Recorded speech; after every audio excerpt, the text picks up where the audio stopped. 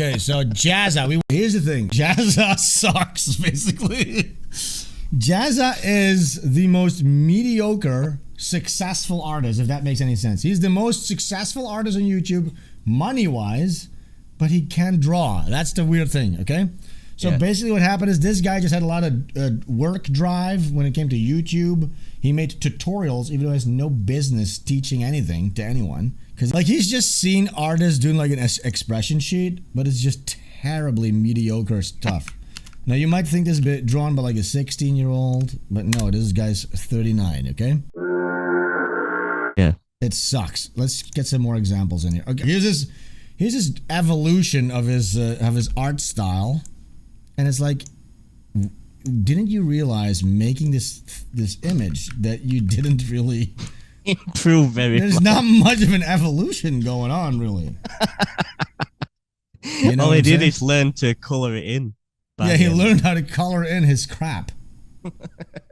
So yeah, he nailed the algorithm. So what's happened is this guy basically he does like tutorials and he pumps out a bunch of nonsense every day. Okay, so here. Basically, this guy, he's like, okay, so I'm an artist. And he just thinks, what are like some archetypal artist stuff? Oh, a canvas, paint, crayons, and that's his content. He's not an artist. It's just surface level nonsense that he does. This is blasphemy to me. I don't care if it's a thrift shop painting. He goes to thrift shops, and then he paints Pokemon into the painting that he buys at the thrift shop. Just adds a Pokemon. Yeah, but imagine buying a painting that just ended up in a thrift shop and you start painting over that. How could you do that? Okay, let's see what's happening. Back, painted by... this is going to be terrible. Jay Moore. Okay, so painted by, and now he's going to mock the original artist who is 10,000 times more talented than him. So we're going to paint thrift shop paintings today. How disrespectful, look at this. By Jay Moore. So we're going to paint thrift shop paintings today. Look, so basically... Cheeky guy. Cheeky fun stuff. So basically what happened is this. This guy started off early days of YouTube. Algorithm picked him up. He had a work drive. No talent. Now he basically has imprisoned himself in this fruitful YouTube thing, but he doesn't know. So, okay, let's just do some shit every day. I need to keep this. I need to maintain this. If this ends, I'll have nothing, right? And he's just stressing out, okay, let's just do this. Let's throw some shit. Literally, let's throw shit at the wall. Now, this is a very similar composition to the grand finale of the first time I did thrift shop painting. Very similarly composed, and I can't help but wonder. He says words like composition and composed. That's something an artist would do. Another thing an artist would do is put on one of those things with some paint here on it. That makes That's what kind of makes you an artist, right? You don't really have to make art or have an idea or a vision or the need to create. You just need to look like somebody who might have painted something at some point. You surround yourself with symbols that remind people of art, like a frame and a little thing and paint and a brush and acetone. And that makes you an artist. Let's paint some shit. So what he's doing is art improvement, except... less interesting. Yes. By the way, I would not have the guts to go to a thrift store, grab a painting of somebody that's better than me, and start f***ing it up with that's f***ing disrespectful, isn't it? It's so unnecessary as well. The gall, the nerve on this guy. So every time he goes, this one also looks like it could use a B. Yes.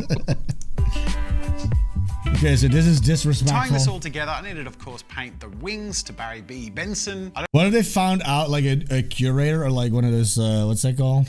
Like auctioneer just watched these. Oh my God, that's an original Van Gogh. That's a Van Gogh this guy drew. That was drawn by Jimmy, the most famous Brazilian artist. He's just drawing this. Look at this. Today I've been feeling incredibly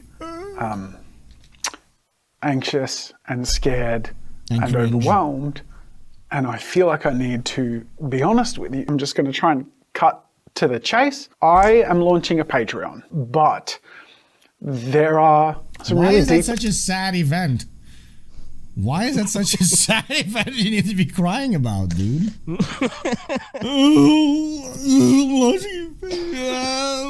parts of me that are really struggling with it. And I want to... The part of him that's struggling with this is his masculine part. Because this is gay, dude. His last shred of dignity is struggling with this moment. Yeah, please don't do this. I feel much the same now in terms of where my content on this channel has gone. Piano. I have fought tooth and nail to do 2 videos a week. It's more than just providing... Yeah, nobody should be making 2 videos a week of horror. Obviously, you're going to be stressed out. It couldn't be valuable. For myself, I need to provide a workplace, a business, and a livelihood. You're being forced to do this. It's not an artistic passion. It's not a vision that needs to be... Your shed, that's not a vision, okay? That was another utility to create clickbait, okay?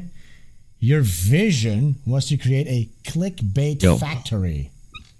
For everyone who has joined my vision and is building this with me. And all of that, at the end of the day, rests on my shoulders. If I am not... I understand. It's very stressful. That performing on YouTube well enough, that's at risk. But what's also at risk is my passion and how much I love what I do. And that... You see? So he actually kind of hates what he's doing right now. Yeah. The passion for what I'm doing is gone because it's just clickbait. I'm a clickbait factory is what I just said. Yeah, his entire family's survival depends on him doing this thing he knows he can't do properly anymore. Yeah, made for that just consume it for no reason, just clicking, click. It makes him miserable. He has no ideas. He feels like a fraud. Yeah, and all the clickety clickers are clicking all day long, clicking on him, making him do this. He's a captive hostage of an algorithm. That was really being tested in the last year in particular. I usually find something I really enjoy in what I do, but at the end of the day, there's only so much you can milk a cow and get something worthwhile out of it. Yeah, what the f***? Yes, so you're saying you're milking a cow? She literally just said it. Yeah, like... Yes, you feel you're not good enough. The others. Yes, the audience are the others. But he literally just said it. Yes, you're a clickbait farm. You're not an artist, and you want to be an artist, and that's where the schism lies, bro.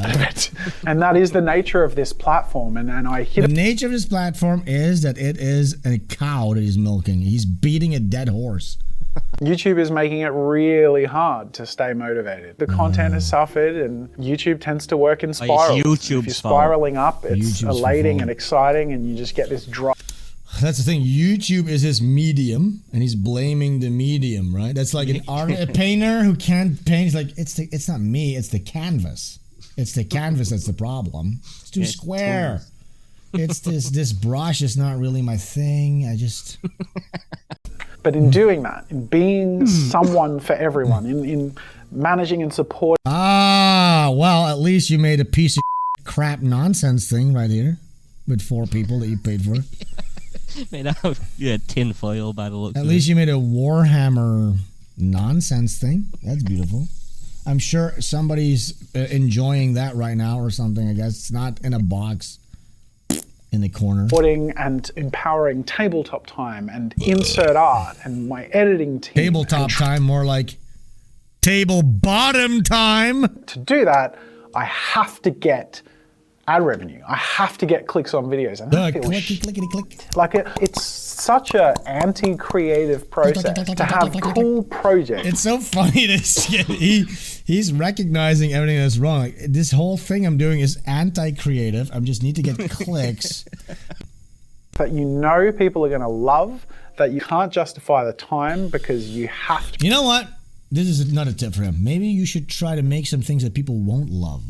Yeah. And maybe make something without money needing to be the main motive. Maybe you should try to make something that not necessarily everybody loves.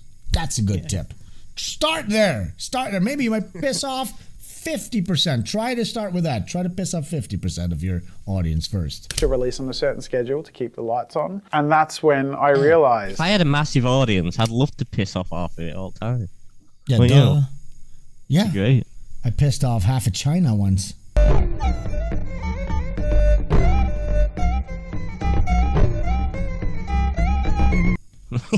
Wasn't great, to be honest. Wasn't that great? Traumatized me. This is a no-brainer. Patreon is the answer. Huge dreams for this channel and where I want to take you into the future. I'm really excited by where we're going, and I'm really... It really was sort of like a journey. He started off crying, and now he's excited and elated almost. That's why I've been feeling this way. Because I need you to believe in me, not because of what I make. Not because of what he makes. Because of creativity I get to hide behind, because I'm good at what I do. Oh yeah, so not because of what he makes, rather that he's good at what he does. But because I care, and because he's such a caring, nice person. That's what you're backing up here. You're backing up a guy who's caring and nice. Okay? I will always care, and I will always try, and I may not always be the best, and I may not always get it right, but I'll always try. Nice. And I'm never gonna stop.